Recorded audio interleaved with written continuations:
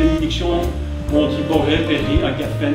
Ça veut dire toi qui as créé le fruit de la vigne. En fait, c'est assez extraordinaire parce qu'il faut que vous sachiez qu'en hébreu, le mot boré qui vient de bara, de créer, est un mot absolument uniquement attaché à Dieu. Il n'y a rien de création sur cette terre qui ne soit de l'homme. L'homme, ici-bas, fait de la procréation, mais la véritable création, le boré, ce qu'on appelle ce Bereshit, bara, créé, c'est uniquement divin. Amen. Et quand il dit Boré, Péri, Agaphen, toi qui as créé le fruit de la vigne, je vais vous dire une vérité que même vous n'avez même pas pensé, je crois. Mon frère, je vais te dire quelque chose. Le fruit de la vigne n'a jamais été créé ici. Le fruit dont il parle, c'est un fruit qui est là-haut. La vigne dont il parle, c'est la vigne qui a été créée d'abord là-haut. Et ce que nous prenons ici, c'est l'image de ce qui est d'abord là-haut. Beaucoup de gens sont en train de faire de la religion, c'est-à-dire de ce qui est ici-bas. Mais nous ne sommes pas rattachés à la religion, nous sommes attachés là-haut, avec lui. C'est pourquoi beaucoup de gens ont été baptisés dans le prénom de Jésus, et ils ont complètement oublié qu'on n'est personne n'est baptisé dans un prénom. On est baptisé dans la nature du nom. Alléluia. C'est toute la différence. Des gens se sont fait baptiser pour faire partie de l'église. Ils ont reçu leur carte de membre, baptisé tel jour, telle heure, et je rentre dans l'église une telle. Mais mes amis, mais c'est une honte, il y a un affront à Dieu. Mais tu ne rentres pas, tu n'es pas baptisé pour entrer dans une dénomination. Tu es baptisé pour sortir du ciel. Il est dit, Jésus sortit de l'eau, il n'est pas dit de rentrer, même s'il est rentré. Mais il a dit, il sortit de l'eau et le ciel s'ouvrit. Et la Bible ne nous a jamais dit que le ciel s'était refermé, mon frère. Le ciel est toujours ouvert, ma soeur. Il est toujours ouvert, le ciel, jamais refermé. C'est ça qui est extraordinaire. Jésus sortit de l'eau et le ciel s'ouvrit. Et une colombe est descendue, hein, mes amis. Bon, je ne vais pas expliquer tout maintenant, c'est impossible. Vous allez sur Internet. Vous allez écouter les cours. Mes amis, je vous dis une vérité, nous ne sommes pas ici pour faire de la religion. On n'est pas ici pour faire de la dénomination. On n'est pas ici pour parler du prénom de Jésus. Je ne suis pas là pour parler du prénom de Jésus. Je suis là pour vous parler du nom de Jésus, c'est-à-dire sa nature et sa réalité, son essence profonde. Qu'est-ce que ça me fait le prénom? L'autre jour, ma mère qui était connue, qui a connu ma mère, qui était professeure de religion, mais personne ici. Un jour, elle était à l'école et puis elle disait, est-ce que tu connais, elle dit à l'enfant, tu connais Jésus? Alors le gosse lui répond, oui, il habite juste à côté. C'est un prénom. Mais quand on parle du Messie, mes amis, lorsqu'on parle du Messie, on ne parle plus d'un prénom, on parle de la nature. Alléluia. Est-ce que vous comprenez la différence? C'est pas la même chose. Certains prient dans le prénom de Jésus pour guérir les malades, et puis c'est étonnant que les malades ne sont pas guéris. Mais alors prie dans le nom de Jeanne, dans le nom de Jules, dans le nom de n'importe qui. Mais si tu pries dans le prénom, tu te trompes. Mais si tu pries dans la nature du Messie, si tu rentres dans sa nature et dans son véritable nom, parce que lorsqu'on parle du nom en Israël, lorsqu'on parle du nom en hébreu, ça n'a pas du tout le même sens que pour nous.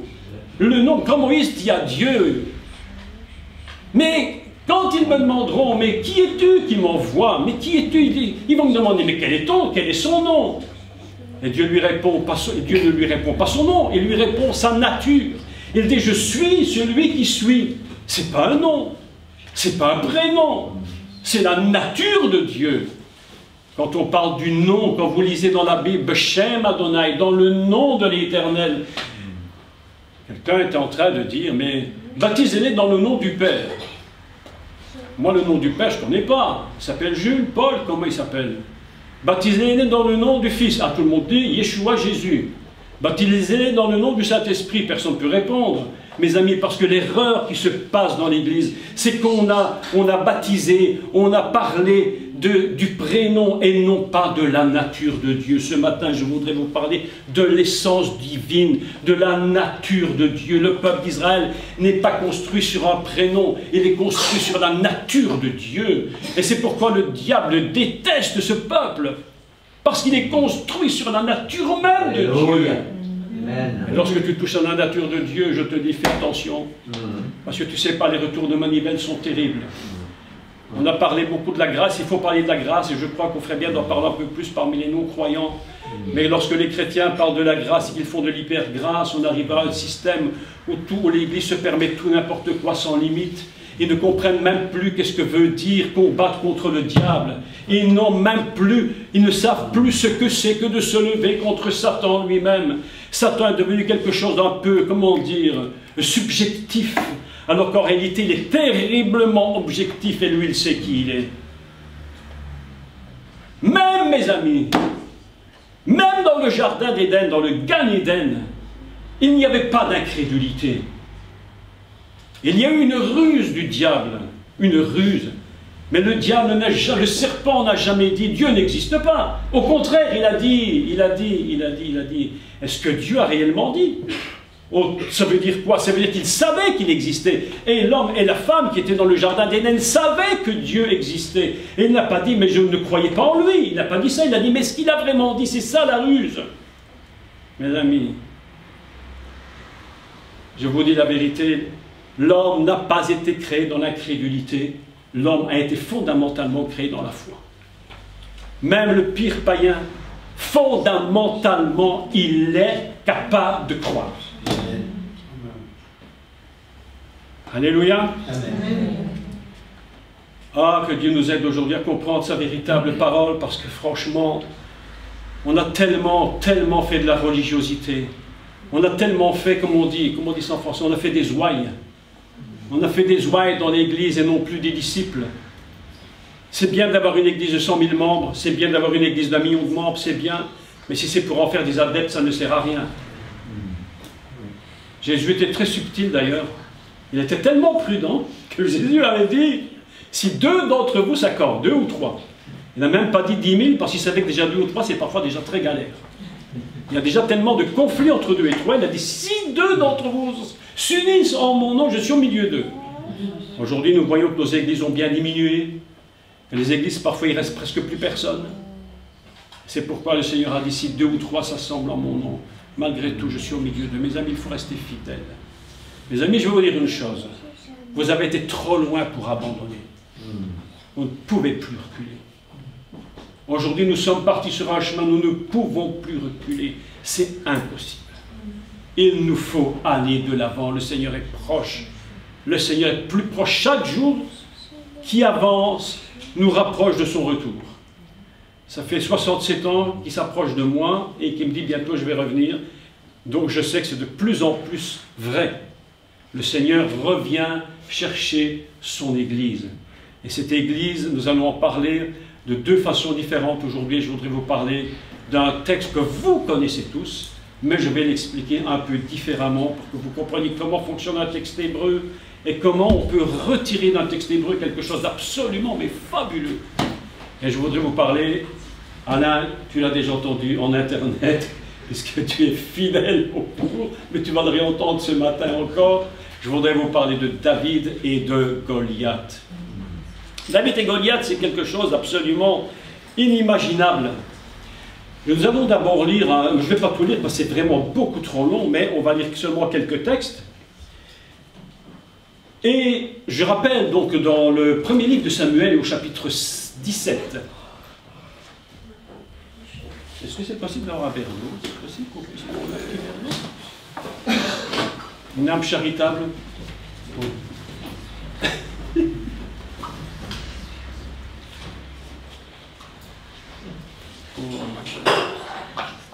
On va lire donc 1 Samuel chapitre 17, juste l'introduction, parce que c'est beaucoup trop long, donc je vais faire quelques passages et puis je vais vous expliquer.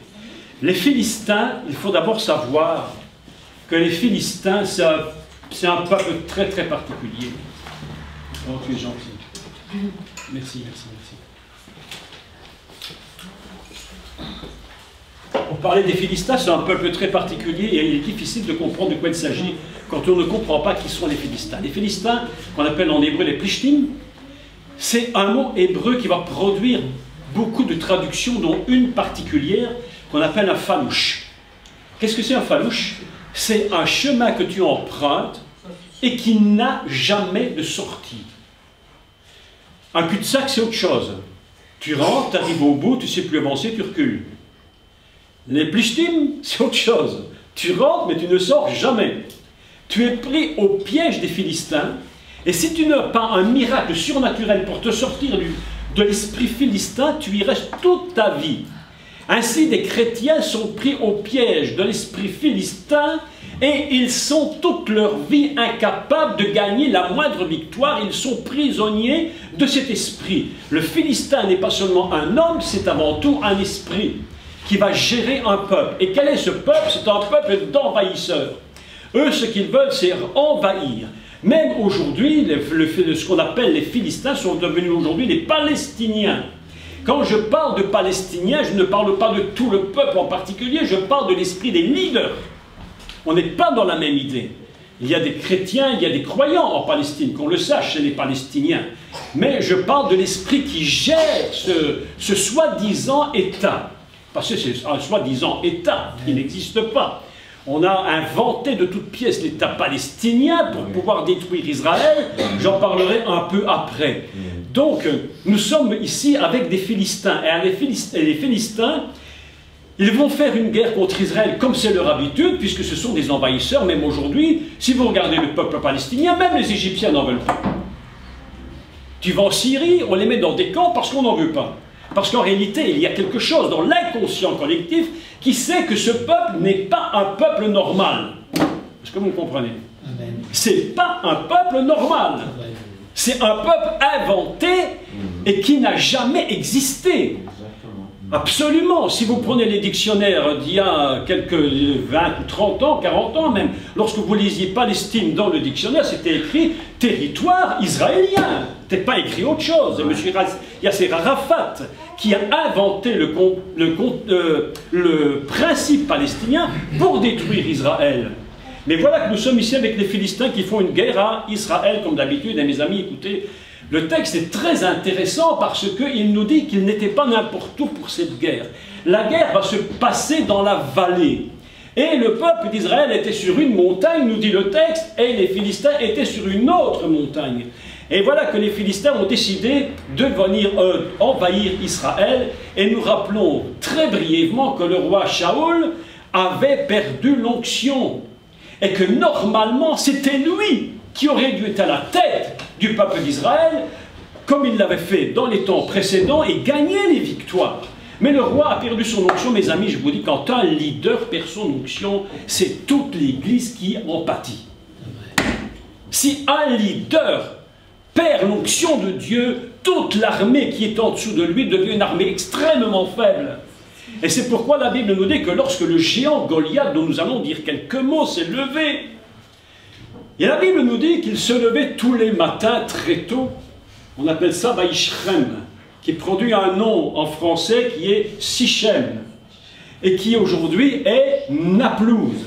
Et Sirem, cette racine hébraïque, signifie se lever tôt. Mais voilà que le géant Goliath, lui, tous les matins, écoutez bien, écoutez l'histoire, parce que c'est vraiment incroyable. Il se levait tous les matins très tôt, il mettait son armure, on portait son bouclier, il avait sa lance et son épée, et il s'approchait et il menaçait Israël. Et tous les soirs, il faisait ça pendant 40 jours. Et ce Philistin, Goliath, habitait dans une région, il venait de Gath. Et Gath, c'est un mot hébreu qui signifie pressoir. Il était là pour te presser. Le but de Philistin, c'est de presser Israël. Et il le faisait, nous dit la Bible, pendant combien de jours? 40 jours. Vous savez pourquoi 40 jours? Parce que c'était dans sa nature. Et pourquoi c'était le cœur de Goliath 40? Pourquoi le cœur de Goliath était de 40 jours? C'est sa nature profonde. Il ne peut absolument pas faire autrement. Il est construit pour cette chose, pour attaquer Israël et pour le détruire. Eh bien, mes amis, c'est parce que je n'ai pas un tableau pour vous l'écrire, mais si vous prenez Goliath, vous allez voir que la première lettre et la dernière de son nom, c'est Gath, qui signifie le pressoir, et à l'intérieur, il y a deux lettres hébraïques, Lamed Yod, qui fait 40. Goliath, c'est le pressoir dont le cœur est 40.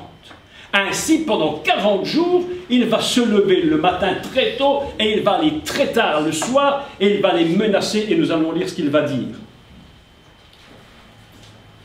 Verset 8, chapitre 17. Le Philistin s'arrêta et s'adressant aux troupes d'Israël rangées en bataille, leur cria: « Pourquoi sortez-vous pour ranger en bataille? Ne suis-je pas le Philistin? Et n'êtes-vous pas des esclaves de Shaoul? » Vous êtes des esclaves, vous n'êtes rien. Quand tu entends que quelqu'un te dit que tu n'es rien, tu sais déjà que c'est l'esprit d'un Philistin. Quand quelqu'un vous humilie, qui vous traite en moins que rien, tu sais déjà que l'esprit de Goliath est déjà venu t'attaquer. Choisissez un homme qui descende contre moi. S'il peut me battre et qu'il me tue, nous vous serons assujettis. Mais si je l'emporte sur lui et que je le tue, vous nous serez assujettis et vous nous servirez. Voilà une déclaration très très surprenante de toute évidence. Puisque Goliath sait très bien que si on va le vaincre, il sait que tout lui et toute sa bande seront assujettis à Israël. Mais si c'est le contraire, c'est Israël qui sera complètement assujetti à ce géant. Il y a ce peuple, mes amis. Ainsi, il en va de même pour l'Église. Si le diable vient à vous vaincre, vous êtes esclave du diable. Et vous ne vous en sortirez jamais. Il vous gardera, il vous traînera avec lui sans fin. Mais si nous l'avons vaincu, si c'est nous qui allons le vaincre, alors c'est lui qui nous est assujetti. Et je vais vous dire une vérité. L'Église aujourd'hui, pour la plupart, sont assujettis au diable. Ils n'ont plus de capacité de combattre. Ils sont là, en train de se lamenter, ils pleurent du matin au soir. Je ne sais pas comment les pasteurs qui ont 10 000 membres y font, mais je me dis c'est des surhommes parce que normalement ils devraient déjà être tous morts, d'épuisement. Tellement les gens viennent vers eux, pasteur, oh, le diable m'a fait tant de mal. Le diable me fait tant de soucis, tant de soucis. Et le pasteur est obligé de prier. Après le culte du matin, normalement tout devrait être réglé, mais les gens font la file devant le bureau, là. Et le pasteur, il n'a même plus le temps de vivre, tellement on fait la file. Parce que les gens sont asservis, mes amis. Ils n'ont plus la capacité de gagner. Il y a ici au milieu de nous des gens qui ne sont pas des gagnants. Il y a des gens ici qui sont constamment perdants. Toujours en train de dire, pasteur, pasteur, pasteur. Mais attendez, le pasteur, c'est pas Dieu. Oui. Le pasteur, il fait ce qu'il peut, ce qu'il doit. Mais il n'est pas Dieu. Et l'Église est asservie à cet esprit de Goliath qui les tient constamment. Ils n'arrivent pas à s'en sortir. Et voilà que nous allons rentrer maintenant dans le vif du sujet pour savoir comment le combattre. Et vous allez voir ce que dit le texte hébreu qui est extraordinaire. Nous avions appris que David avait été choisi avec l'onction royale, mais il n'était pas sur le trône. Écoutez-moi bien, parce que je vous dis quelque chose de très important. Tu peux être loin de l'esprit, c'est pas pour ça que tu prends la place du pasteur. Il y a des gens qui disent, mais moi j'ai reçu l'onction, j'ai les dons de l'esprit. Même Saül, avant sa catastrophe, disait, moi, tant qu'on ne m'a pas reconnu, je ne suis pas roi. Il attendait que le peuple reconnaisse sa royauté. David lui-même attendait le temps de Dieu pour monter sur le trône, pourtant il était loin. Mes amis, l'onction de Dieu ne vous donne pas tous les droits. L'onction de Dieu ne donne pas tous les droits aux croyants dans l'Église. C'est pas parce que tu as un don extraordinaire, même tu auras un don plus grand que le pasteur, un don de guérison, un don d'enseignement et tout, c'est pas pour ça que tu as le droit de prendre une place que Dieu ne te donne pas. Est-ce que vous me comprenez? Nous l'avons dit tellement souvent dans les églises, nous avons vu tellement de catastrophes, parce que des gens voulaient prendre une place que Dieu ne leur avait pas donnée. Nous ne sommes pas là pour faire ce que Dieu ne nous a pas dit de faire.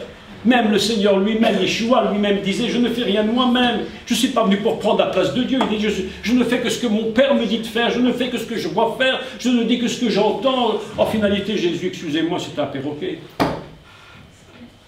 On est en train de se compliquer la vie, mes amis. On se complique tellement la vie.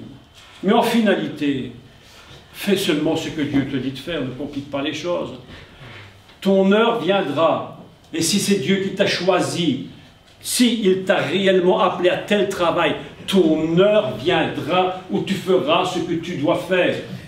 Je te le dis, mais tout ce que tu feras hors du temps de Dieu te conduira dans des catastrophes et tu viendras après pleurer en disant « Mais qu'est-ce qui m'arrive ?» Il ne t'arrive que ce que tu as choisi qui t'arrive. Vous me comprenez? Dites-moi bon amen. Amen. Ah bon, j'ai l'impression que vous m'abandonnez tous. Faut pas m'abandonner. Faut pas m'abandonner. Faut pas. Il faut écouter, il faut dire de temps en temps amen, ça me fait du bien.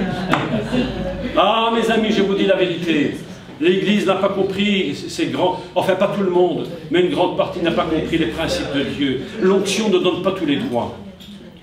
L'onction ne te donne pas même tous les droits, même pas toujours l'onction ne te donne même pas toujours le droit de combattre Goliath, parce que tu n'en as même pas toujours la capacité. Il faut faire très attention au combat que nous menons. Nous ne sommes pas capables de faire tous les combats, mes amis. Il y a des combats que tu feras tout seul parce que c'est ta capacité. Il y a des combats que tu ne feras jamais tout seul, parce que Dieu sait que tout seul, tu n'y arriveras jamais.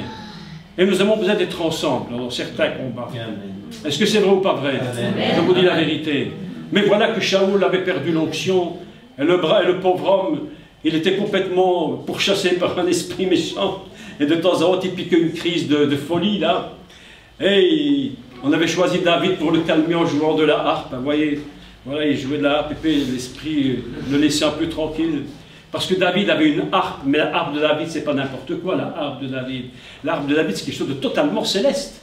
C'est pas seulement un garçon qui jouait de la harpe, c'est quelqu'un qui avait une onction de Dieu. Et lorsqu'il jouait de la harpe, il y avait une musique du ciel qui sortait. Et lorsque la musique du ciel sort, le diable ne supporte pas. Ah, mais je te dis la vérité, s'il y a une véritable onction dans cet endroit, une véritable onction, et que les musiciens sont véritablement dans l'onction, choisis dans l'onction, et qu'ils jouent de leurs instruments, mais le diable ne peut pas rester. Je ne comprends pas, je ne comprends rien, je ne comprends plus rien. Quand les gens viennent me raconter « Oh, nous lions tous les mauvais esprits qui sont là ce matin. » Mais écoute, si tu viens à l'église pour voir les mauvais esprits, mais reste chez toi. Qu'est-ce que tu viens m'ennuyer ici? Ici, dans cet endroit, le diable n'est pas là. Amen. Le diable n'est pas ici, mes amis. Amen. Il n'a pas sa place dans ce lieu. Goliath n'est pas ici. Il peut te menacer, mais ne peut pas rester. Et s'il reste ici, c'est parce que tu lui donnes l'autorisation. Mais tu vas devoir te lever. Alors voilà que tout va mal. Et c'est absolument extraordinaire parce que le roi Shaoul, lui, il est complètement... Il est terminé, le pauvre. Il est terminé, il est toujours sur le trône, mais il est terminé. L'onction est partie. Donc tous les matins, quand le Goliath se lève et tous les soirs, tout le monde se range en bataille. Ils sont là tous armés jusqu'aux dents, boucliers, tout ce que vous voulez. Et quand le géant s'approche, et il les menace. Et la Bible nous dit que toute l'armée décampait comme des lapins. Quand ils le voyaient, ils avaient peur de lui. Une église qui crie n'est pas une église qui gagne. Une église qui crie, qui fait beaucoup de bruit, n'est pas nécessairement une équipe gagnante. Tu peux aller au football dans le stade, tu peux crier pour ton équipe et tu peux perdre. C'est pas cela qui fait la définition d'une véritable église gagnante. Je ne suis pas contre le fait qu'on fasse de la musique, mais si tu t'imagines que ta musique fait fuir le diable, tu te trompes. Tu peux crier, hurler. C'est pas pour ça que tu es gagnant. Amen. Tu es gagnant dans des autres conditions. Et le peuple d'Israël était sur deux montagnes, sur une montagne, et les Philistins, nous dit la Bible, étaient sur une autre montagne. Mes amis, je voudrais vous dire quelques mots sur les deux montagnes. Il y a une montagne, et je vais les expliquer symboliquement, si vous voulez, symboliquement. Une montagne d'Israël qui doit normalement s'appeler Sion. C'est là où nous rencontrons le Seigneur. Et les Philistins sont sur une autre montagne qui s'appelle l'ONU. L'ONU, vous savez ce que c'est l'ONU? L'Organisation des Nations Unies. Et c'est là que le Philistin en chef, M. Mahmoud Abbas, se rend de temps à autre. il monte à la tribune et il essaie de rassembler sur sa montagne les nations. Et il dit aux nations, regardez Israël, ils sont là en train de vouloir reconstruire le temple. Mes amis, c'est ce qu'il avait dit dernièrement. Ils veulent prendre le mont du temple pour refaire leur culte. Et le Mahmoud Abbas est là à l'ONU en train de rassembler les nations sur sa montagne. Une montagne est en train de se bâtir à l'ONU, en train de dire détruisons Israël, insultons Israël, et faisons comme nous disait l'autre jour Luc quand il était venu ici, il dit boycottons Israël. Mais mes amis, si tu boycottes Israël, mais tu n'as plus de télévision, tu n'as plus de téléphone, tu n'as plus rien, tout vient d'Israël.